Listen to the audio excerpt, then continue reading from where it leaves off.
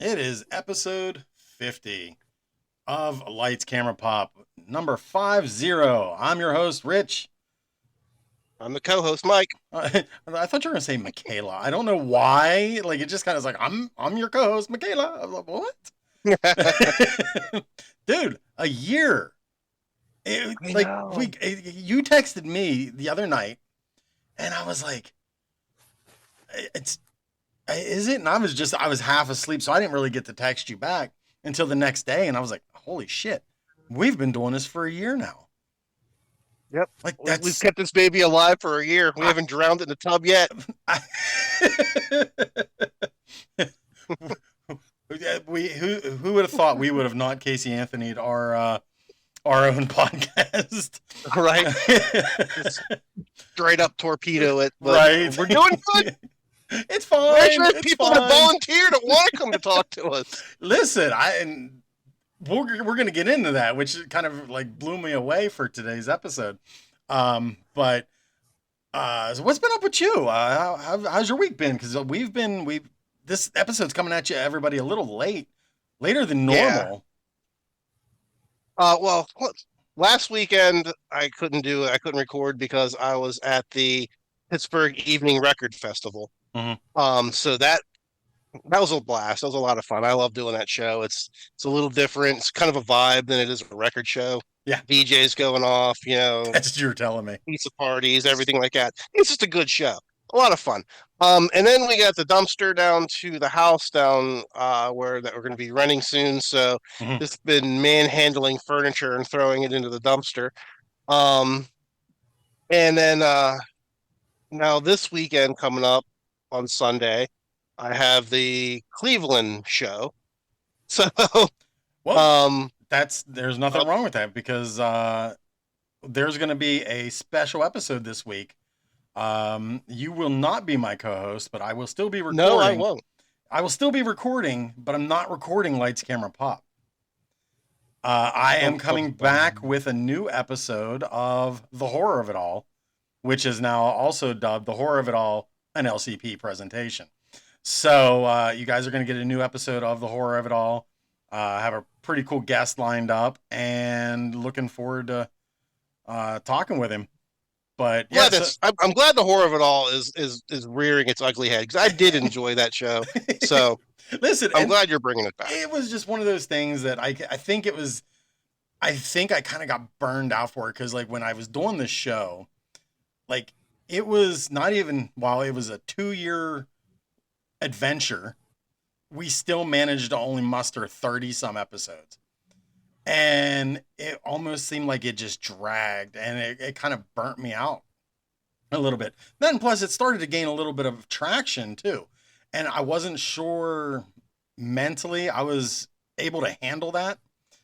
And but I think now it's like I want to do it because I do like horror and it's never left my mind, left my heart or anything like that. So yeah, it's not going to be like a periodical or it's going to be a more of a periodical thing. I'm not going to release a weekly episode.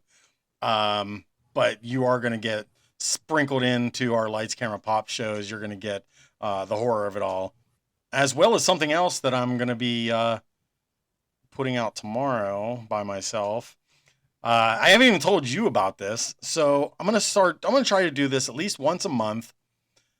Um, but I'm gonna do a little just 45-minute show by myself called the Preview Room.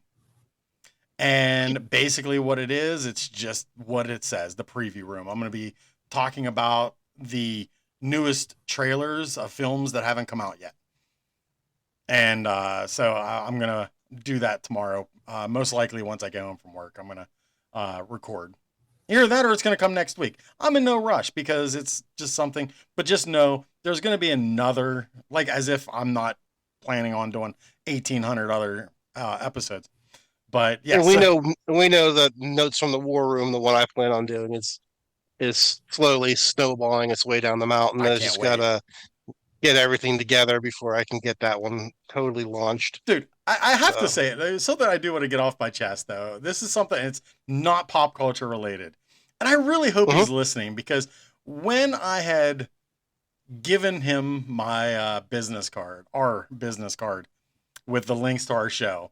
He was like, because I was like, hey, do you listen to podcasts? Oh, his eyes lit up. He's like, I do, I do. He says, I'm just gonna have to tune in just to make sure I'm not on it.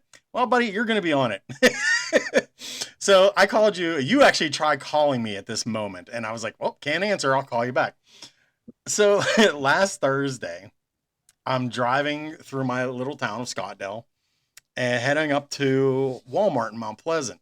I'm on my way to Walmart, and all of a sudden, I see lights behind me. I was like, "Oh shit!"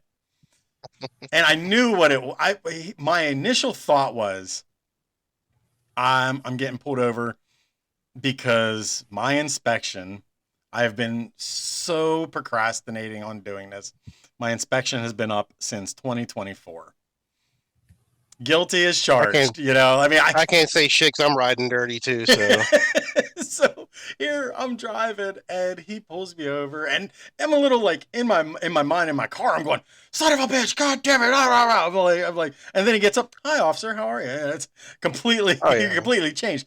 But he's like, hey, I just want to let you know, because he looked at my sticker after he walked up to the car and he's like, hey, just want to let you know, your registration has been out since March.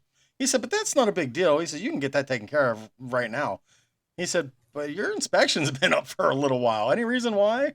I was like, no, not really. Just work a good bit. And by the time I'm done, I don't want to sit there and take it to, so I mean, I wasn't like trying to hide the fact or anything. right. And, but the main reason why I brought it up though, because for a police officers always tend to get a really bad rep.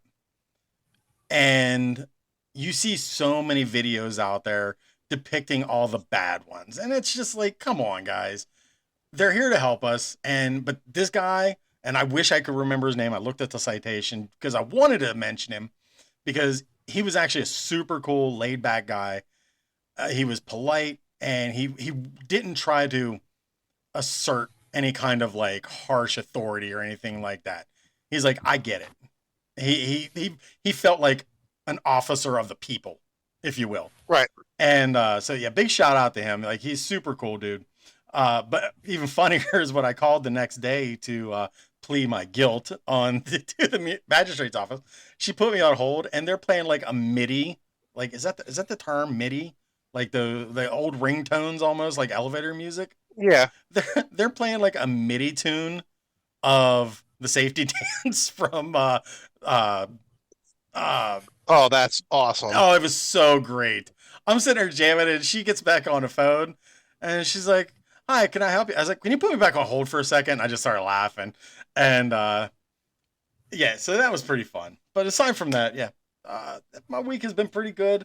Haven't really been, I started watching True Blood again. So I haven't watched it all the way through. I'm still on season 1 from where I Still left burning off through The before. Sopranos on my end. Nice. Nothing wrong with that. But yeah, so I put a couple videos up as everybody has seen. Put a couple videos up celebrating our 100. Well, I keep saying 100th. Our 100 episodes is in another 50 more. So we'll get there when we get there. But I had a blast with this past year. Every guest that we've had on has made it so special. And I really appreciate everybody who has taken the time out to come on with our little independent mom and pop podcast show.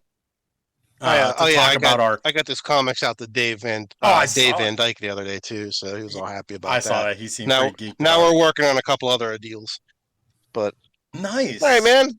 Nice. So yeah, thanks for everybody. Thanks for listening. Good night. No, I'm joking.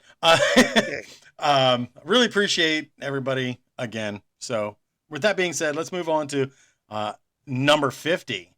So last week we had Jason Siebel on.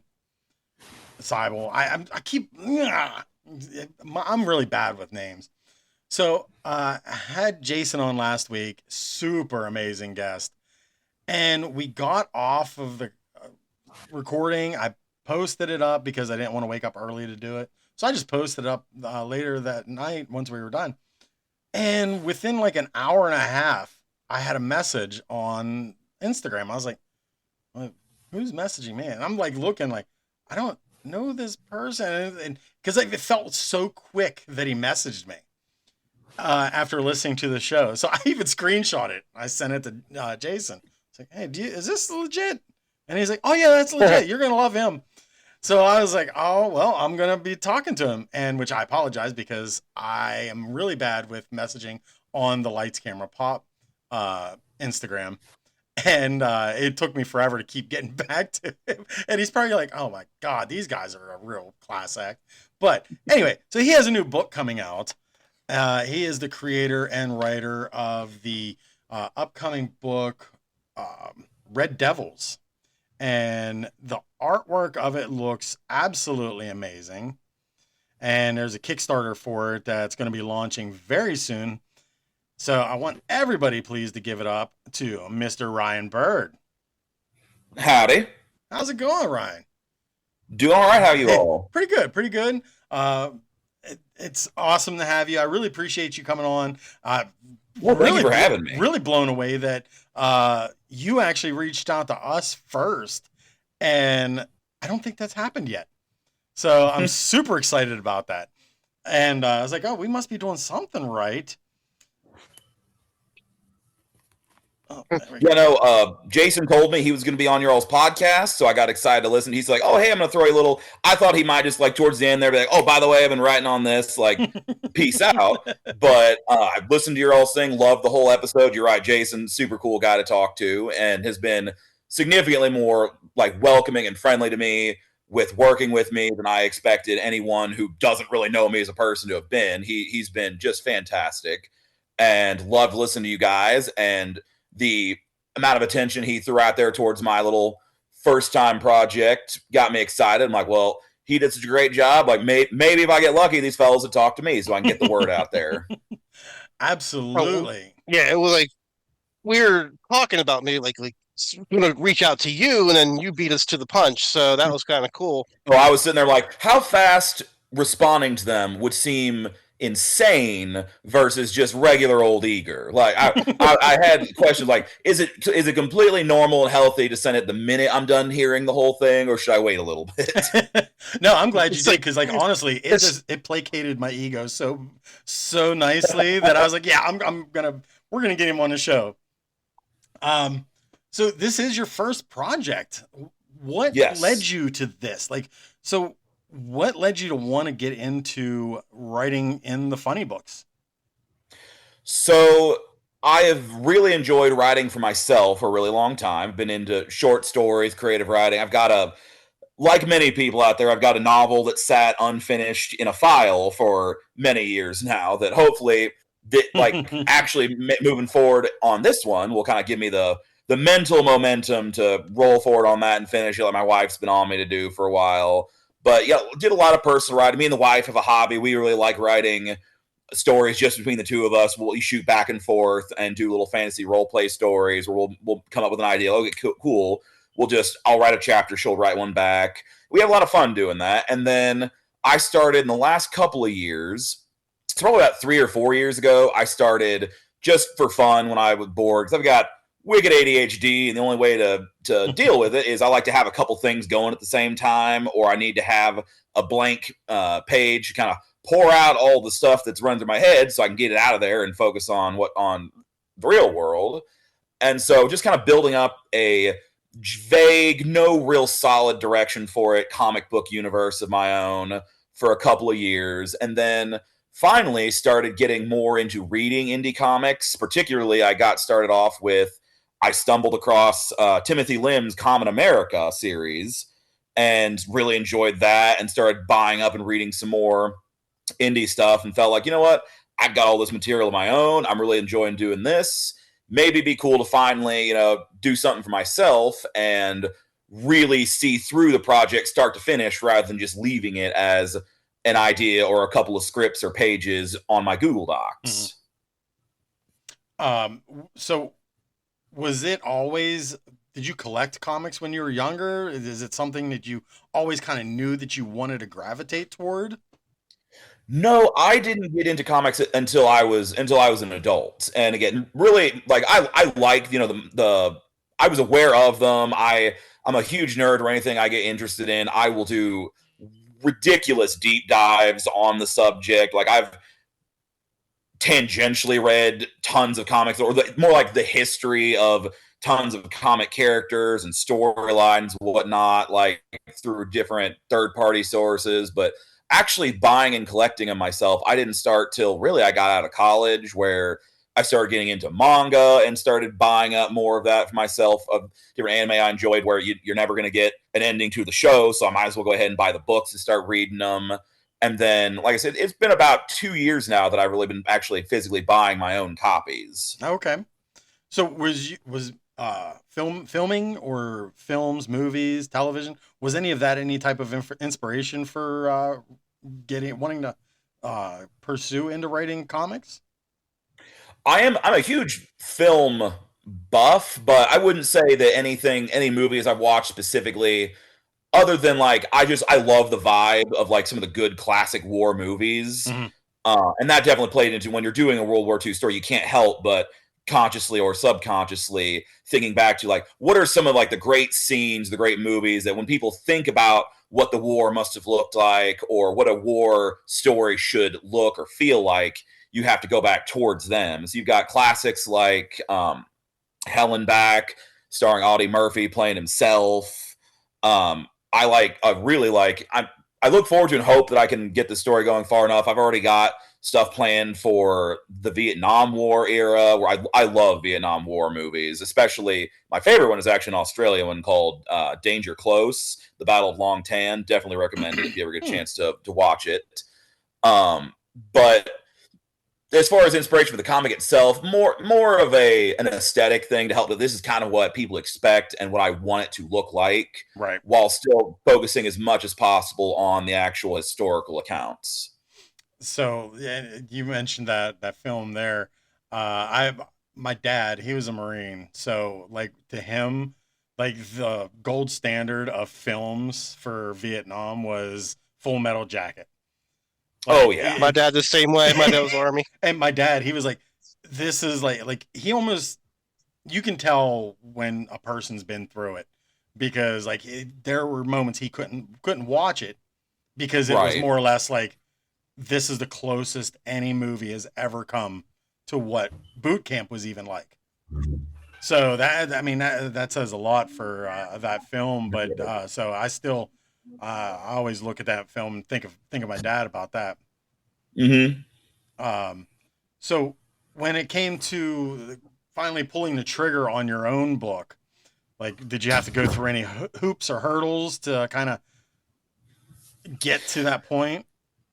The For my on my own end, no. I'd say the biggest hurdle was I am not and never have been a terribly artistic guy. So I knew that, and I'm and my own harshest critic. If I'm not completely satisfied with something, I feel really just gross about letting it out there. So I'm like, I have to, no matter how long it takes, I need to find an artist that I'm going to be really happy with. Luckily, I have my wife who is a little bit more realistic, and she's able to be like, listen, you can point out a million little things you got a problem with. This is never going to be perfect in your head, but I promise you, this is good. I bounce everything off of her, so I have a more normal person's perspective on is this actually good, rather than being the only person judging it. So the biggest hoop, absolutely, was writing it. As soon as I learned how to do the script format. I know we mentioned this off camera. I went to a gentleman named Aaron Shaps on Fiverr. I was looking around for people who had experience writing scripts because I'd never written one before, and I knew that like a script for a film is a really specific beast as far as a medium of writing goes. And I never had. And I thought, well, if it's going to be anything like that, this is going to be pretty rough. I'm going to have to really learn my stuff. And I found out that there is no standardized format for writing one.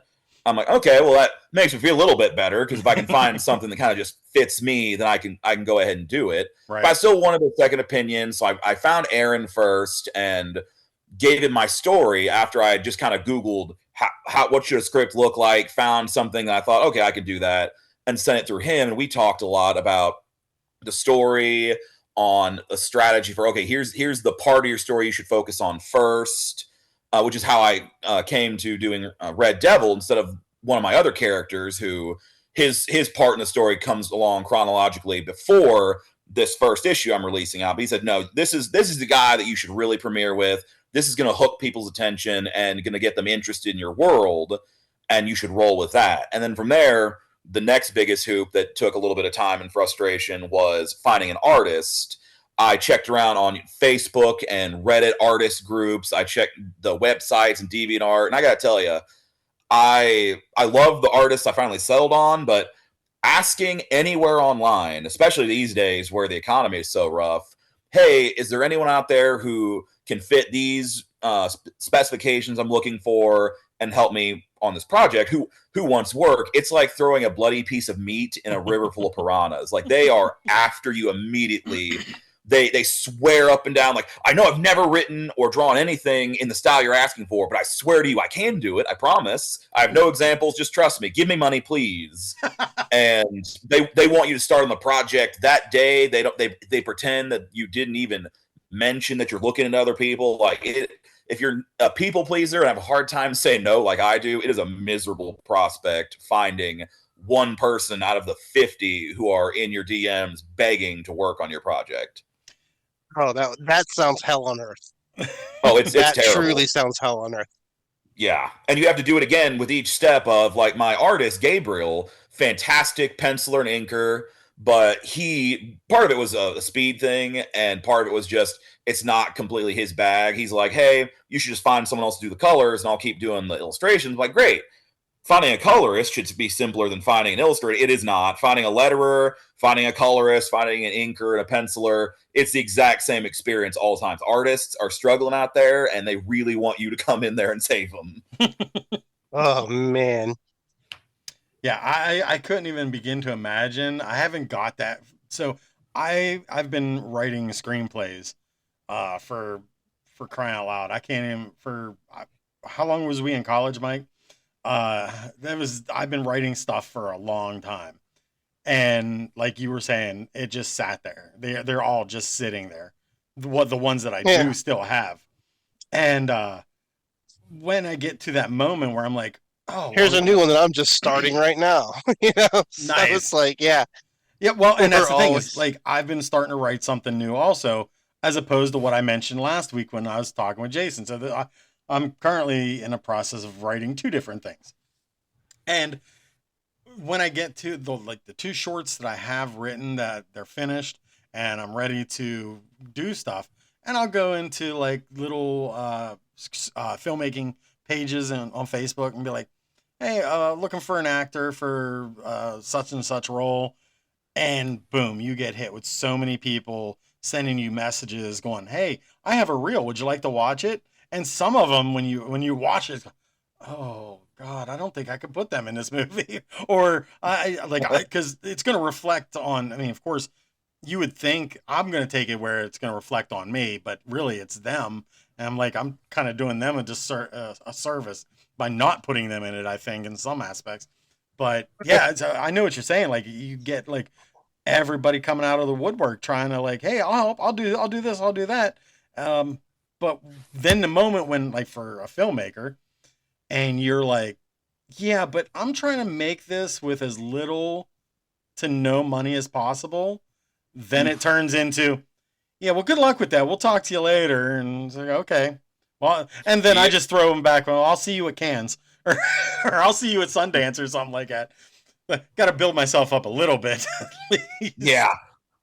It's like everyone thinks that, like, since we're trying to do something that we're all automatically like flush with cash, we're all in the same thing now. We're all just trying to like cobble together, our art as best as we possibly can. Yeah. I wish I could pay an artist to do what I need to be done. I wish I had the money to be able to dig in my pocket and be like, here's 20 grand, draw my book. You know what I mean? Like, it would be fantastic, but I get it. And then it's fine. No, I'm out here piece by piece in it. Yeah. And I know that's got to be challenging. And I love the fact that you started a Kickstarter for this. Like, it's like, has the response been good? Or hasn't it launched yet? So it launches Monday. Monday, So okay. I'm trying to drum up a little bit of pre. But here the thing is, I kick myself all the time. I made the mistake of not getting on the internet back when I was in college and starting a internet footprint or presence. So I've never really been super online. I'm not an enormous social media person. So I knew it was going to be a challenge doing this, getting started. This is kind of I expect to struggle through a little bit. So I haven't been able to build up an enormous amount of pre-launch buzz. I've found someone who's going to help me out with a little bit of targeted advertising, and they've kind of gave me a range, sort of what I can expect in it. But I'm hoping to see a little bit more once it actually launches, and doing what I can with the social media presence I have. But Right. yeah, it's definitely not one of those things where you got some people who before they ever do anything creative or produce anything, they've already been out there so long, and their name and face been out there so long that they've got a couple thousand people already waiting who might have built-in interest in it. So I'm really starting from the ground up here. Right. Well, most likely you're going to have another 15 to 20 people who's listening to this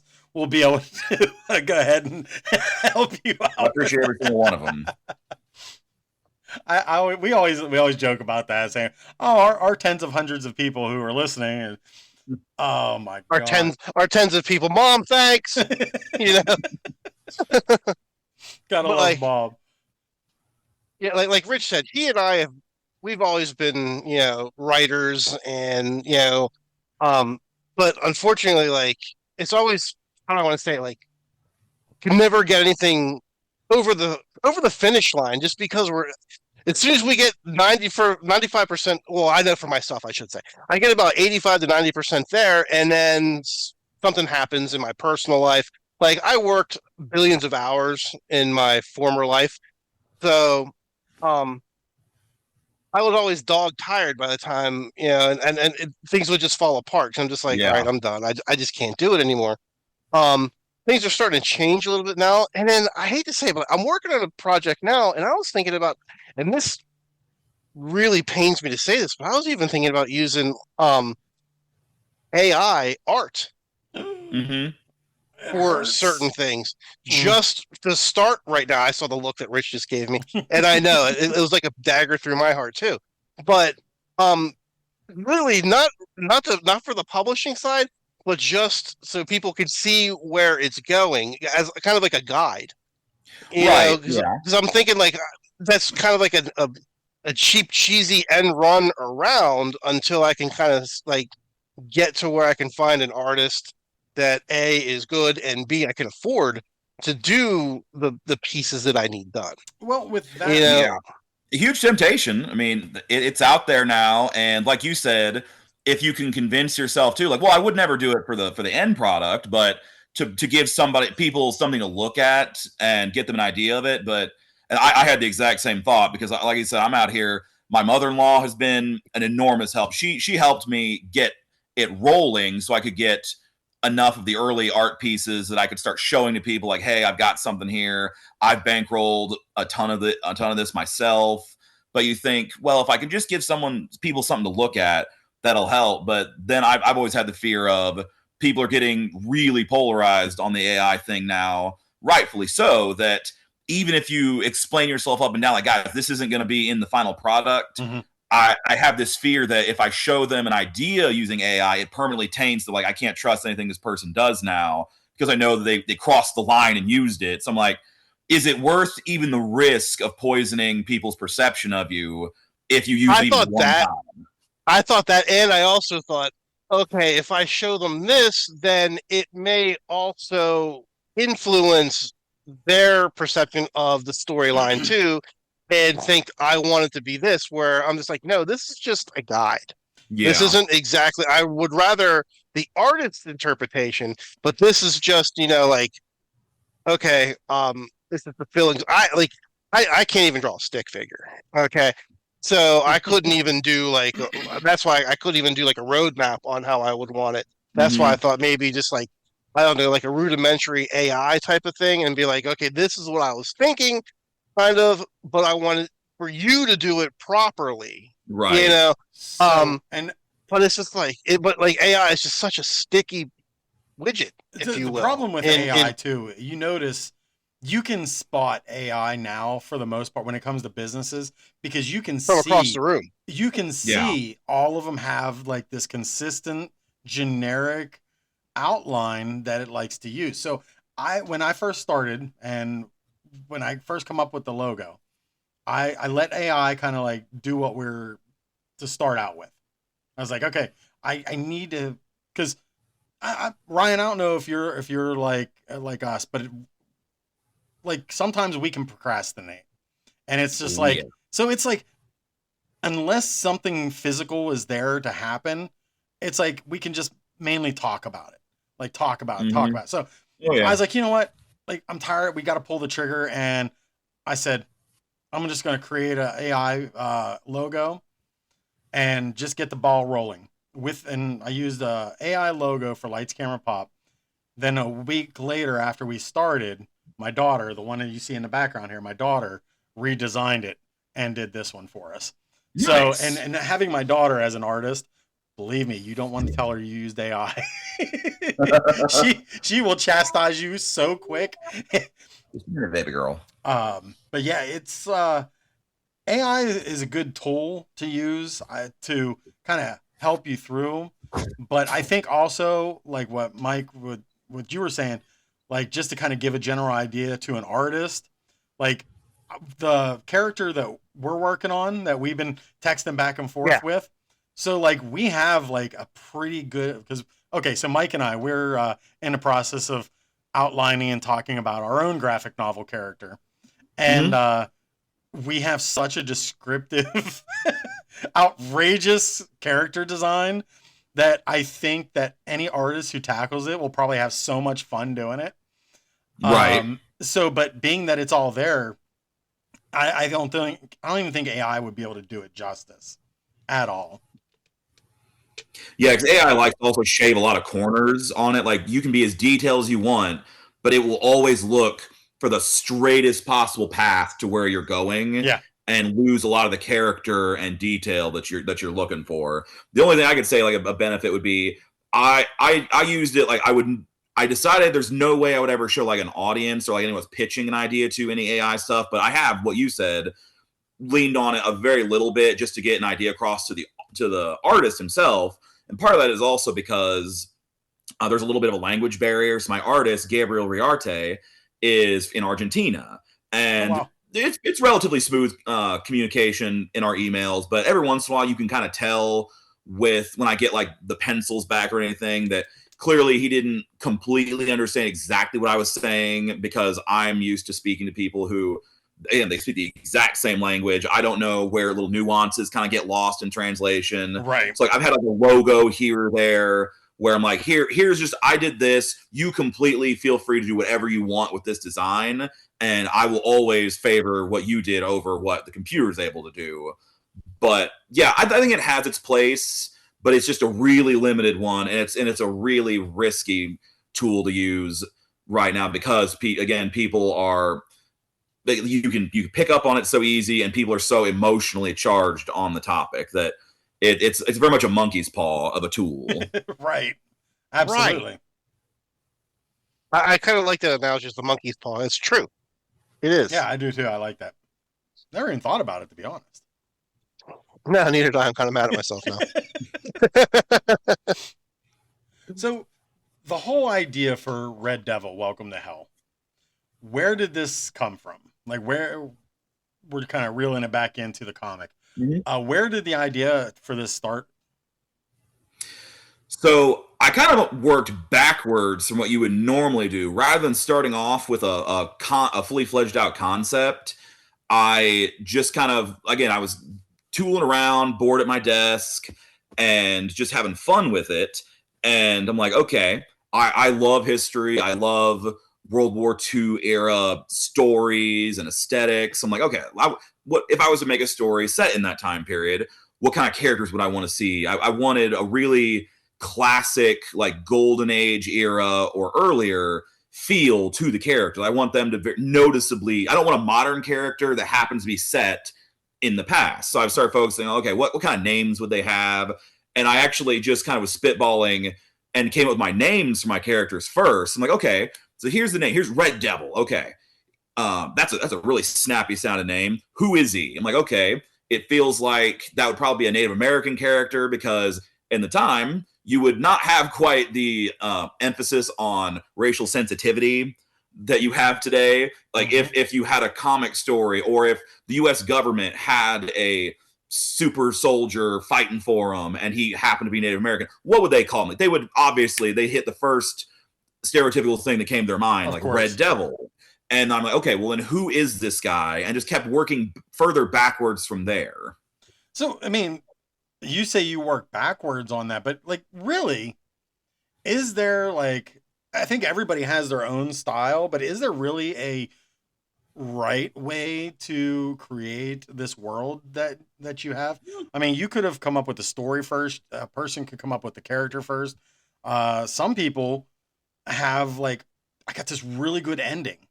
I have this idea of how something should end, and then they start with that and then work backwards from there. So, like, really, is there a wrong way to actually go about coming out with a story, fleshing it out? So I love the way, no, if it works, it works. because honestly, in a sense, like I had for the one that Mike and I are working on, that's how our is pretty much going. Like we have like a general premise of what happened, and then we've mainly focused on the character development first before anything else. So we're right there with you. Oh yeah, the characters are definitely like, you can have people argue all the time. It's a great debate in creative circles of story versus characters, and both sides have plenty of great stuff. But I very much fall myself on, you can have the most generic paint by numbers story possible, because it's been said a million times, there is nothing new under the sun. Every story fundamentally has been told, and it's all about putting your own spin on everything. Like Shakespeare wasn't even original. He's retelling stories that are themselves centuries or millennia old. Like we humans have archetypes and set stories that we're familiar with, and it's all about how do you make it interesting on your own. And so, yeah, for me, I would take the absolute most generic, boring story humanly possible if you can give me a really interesting character to walk through that story with. I'm very much also on the who are these characters? They can do anything they want as long as the character is interesting and cool. Well, and I think my thing is like, I think you have to know the character in order to develop a story too. Yes, that's what I was gonna say. You don't buy a Spider-Man book like because if you don't, of the world. Yeah, like if you're developing a story, like you have to have the character to know where that character is going to go. In my opinion, I because like you're doing a story in World War II. The story that I'm writing right now is World War II as well, but it's a guy here, stateside. He's not. He wanted to join the military, to fight, but he was an only child. You know, military won't take an only son. All this stuff like that. So he lives in a small town. I'm just gonna real quick synopsis. Lives in a small town between Erie, Pennsylvania, and Cleveland. He lives along the lake. Long story short, he becomes a assistant to a lighthouse keeper on the lake, and he's supposed to be guiding the iron ore barges from Lake Michigan to Cleveland, to the mills in Cleveland and Pittsburgh. And it's going to be a supernatural story. So nice. You gotta have supernatural lighthouse. That's just how it goes. Exactly right. You know, and like you, I'm doing everything. Everything's going to be like the lighthouse actually exists. Like everything but the story obviously is going to be different. And I did a lot of development because there's only two main characters. It's just the lighthouse keeper, the main lighthouse keeper, and the assistant, the main character.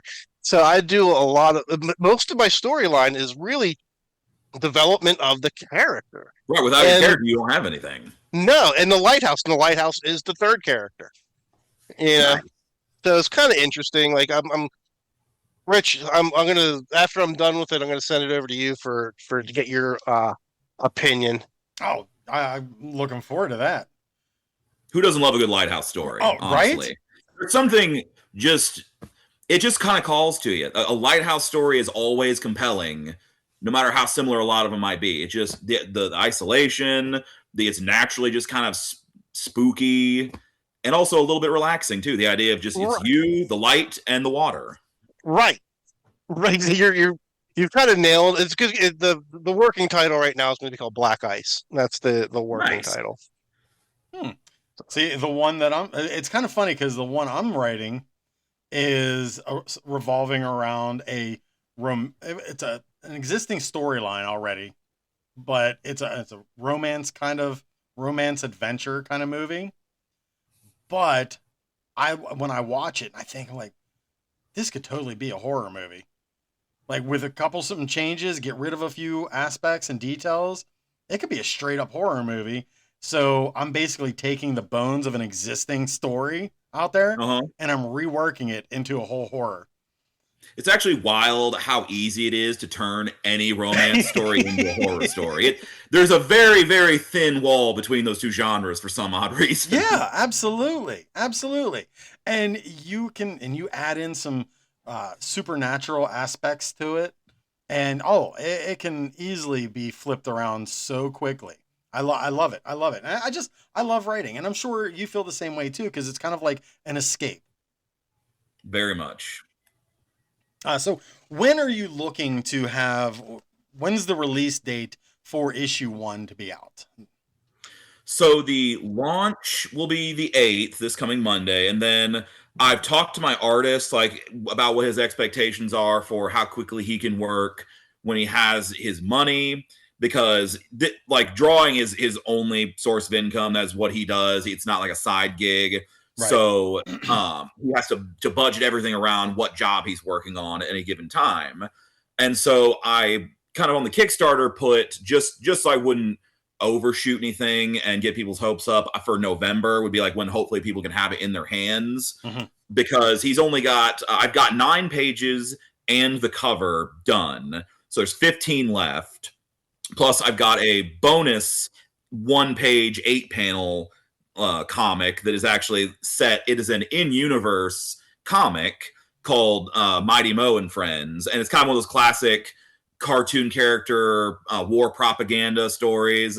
So that's a whole separate art, like Rubber Hose style, whole separate artist. So that won't really affect the timeline at all. But he's only got 15 pages to do. He started about a week ago on the next 5. And then I'm ready. I've got funding lined up already for the 5 after that. So I'm hoping November would be the actual it's printed and in people's hands date. That's exciting. I know that you have to be so jazzed and geeked about getting this going. Oh, for sure. So has there been a lot of, aside from, because I know you said you haven't been on social media leading up to now, but has the buzz been good and positive for you on this? Friends and family, I dropped the trailer that I sent you guys on Instagram on Facebook. You also, I think you shared it on Facebook too. I dropped the trailer and got a pretty decent feedback from the friends and family. So my mom, she's obviously, your mom should be your biggest. If she's not, then you got to ask some questions about either your skill or your mom. Right. But she's talking about wanting to get some copies to give out to like my old high school and what have you. So it's about as good as you can expect. Again, not being a big internet personality. Sure. It's going to be a little bit more of a grind, and I'm going to have to work a lot harder with a professional advertiser to get the initial momentum going. And hopefully, if I can squeak past the finish line on this one, then that will have enough people who liked it to it'll carry itself going forward. Because, as anyone getting into it first in the indie comic business, you're not doing it to make money. You're doing it to make the next book. Right. And from the sounds of it, from what you've said to us, you're not only doing it because you're in it for you actually love to do it. Oh, absolutely. I've loved writing all of it. It has already spun off so many stories and ideas like set in the same universe. I've got the first 3 of this initial arc, the first 3 scripts are already written out. It'll probably be a 4, maybe at a stretch 5 issue first arc. I've got the issue number 1 for the next character and the character after that written.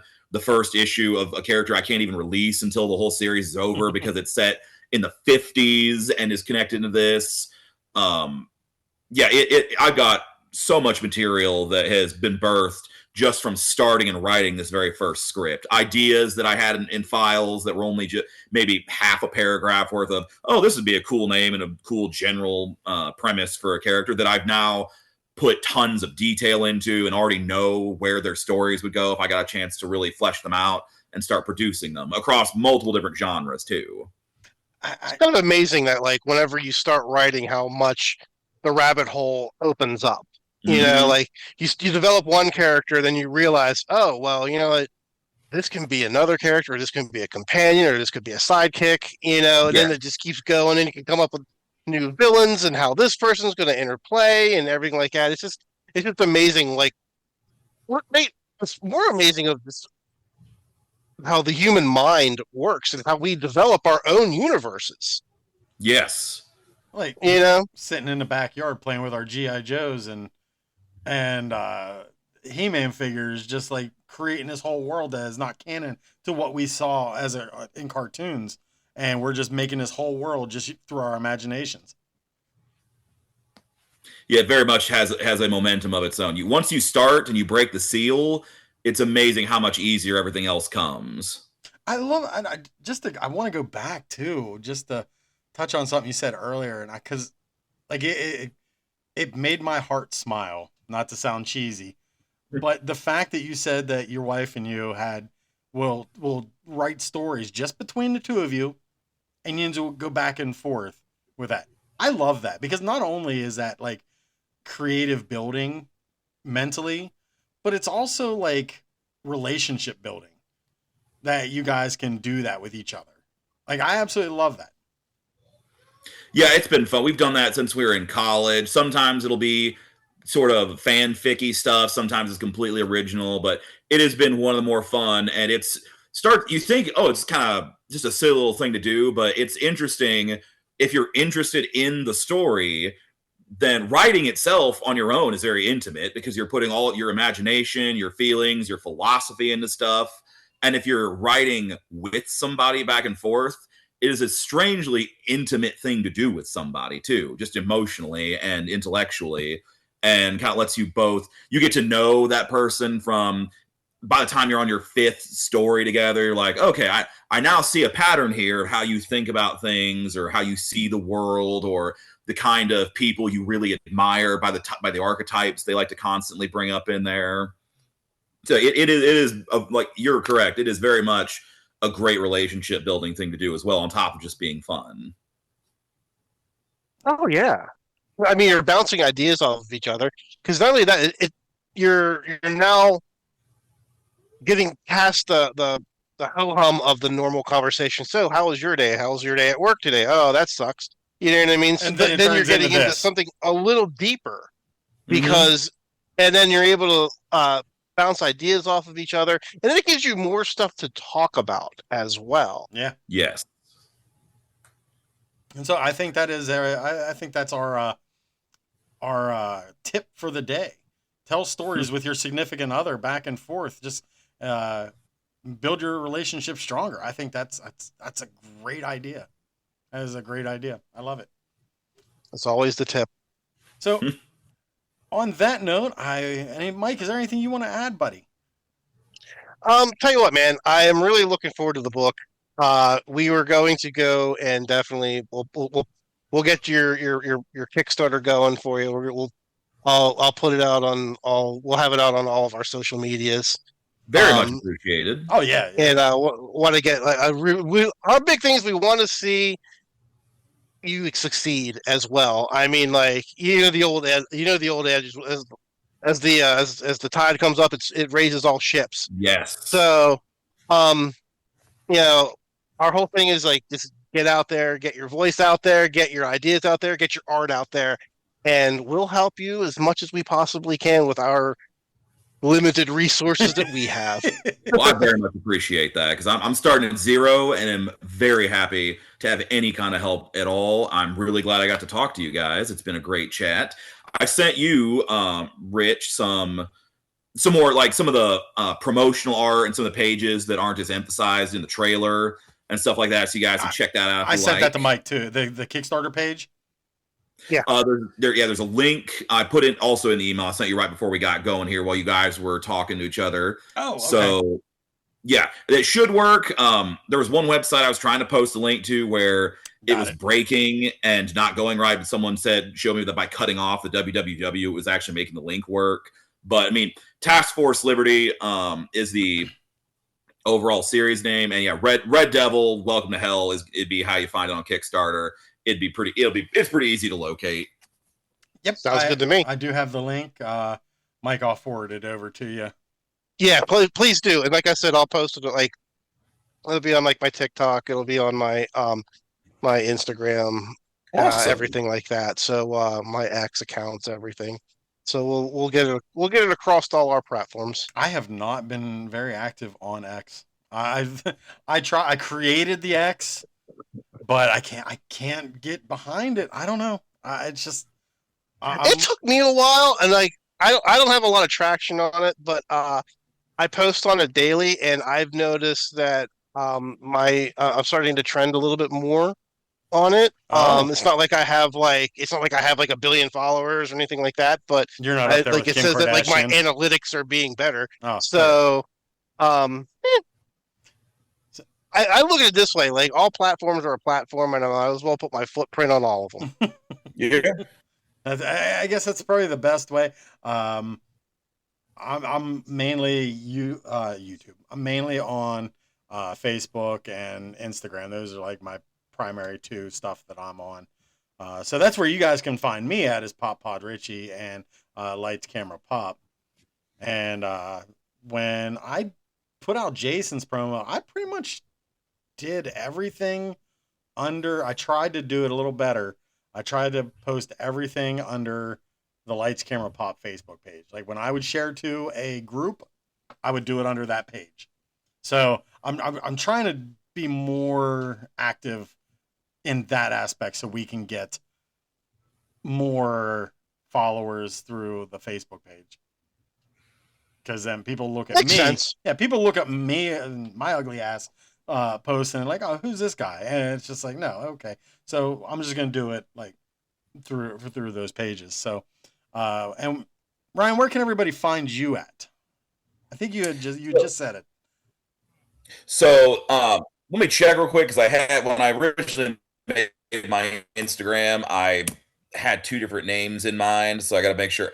I'm not an enormous social media person, like I already told you, so make sure I give you the right name. Just a second here. So on Instagram, I am AuthorBird94, and then like the little sub name they give you is Task Force Liberty. Perfect. And that's really where I'm the most active. Okay. And so guys, like keep an eye out on all of our Facebook pages, all of our socials. The launch for the Kickstarter is on Monday. And that is what? June 8th. June 8th is the I only remember that because Mike, you have a show in Cleveland or is it Cincinnati? What next Saturday? Next the June. Oh crap! When are my shows? Because it just completely shot out of my head. I know Akron's one of the days. Yeah, I'm looking now on my thing. Okay, I got Sunday, June 7th is Cleveland. Cleveland. Okay. I knew it was Cleveland or Cincinnati. I knew Akron was one of them, but I couldn't remember if the only reason why I know Akron because I have family in Akron. I should text him and be like, "Hey, go to the comic show." Yeah, really. I couldn't remember if it was Cleveland or Cincinnati. Opposite directions. I got another one coming up too, but that'll be for a later date. That's the end of the month. Nice. So on that note, everybody, I hope you guys can forgive us for giving you a late episode this week. I was going to do a horror show this past Sunday, but I can't remember. I ended up like, I think I did more. My wife and I was painting. We started like doing a little bit of house stuff. Like we would paint our deck. We would, then I had to cut my grass like twice in 3 days because it was so freaking high. Mike, I'm sure you understand this because you know Ryan, you're in Missouri, correct? Yeah, I live right on the very east edge of Kansas City, and How's I'm the right there weather with you. there? I'm cutting the grass when we're done with this, honestly. I was actually cutting grass, and then I had to stop to do this. Well, Then I got to go back out now and then finish. my grass was so high, so I put it on the highest setting, and our Yep. backyard is like it retains water for whatever reason. It retains water. It's like me. So here, whenever I cut it on the highest setting, I'm sloshing through. I thought I saw Shrek as walking through, telling me to get out of his swamp.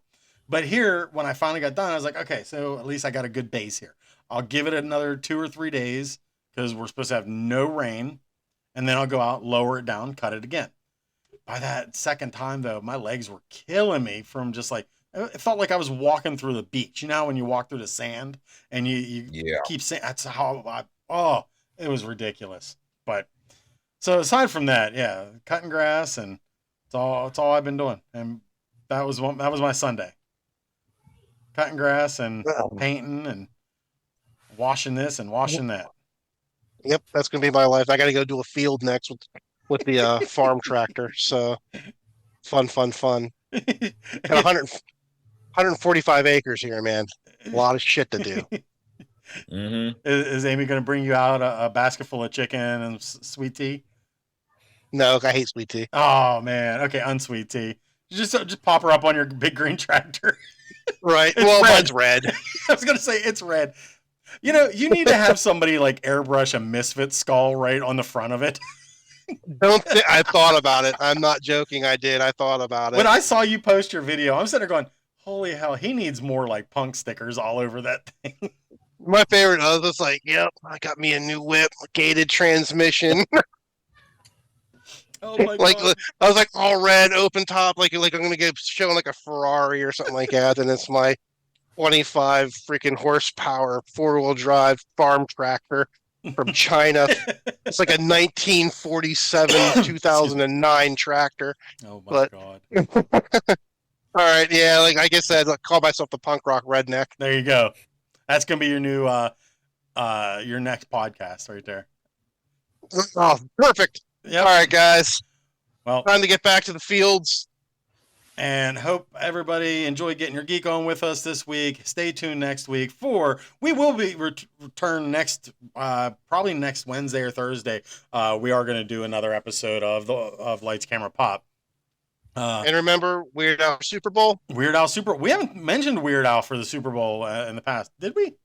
No, well, we have, but it's been sporadic. We got to get back to it. Right. We're dropping the ball. But on that note, everybody, have a good night.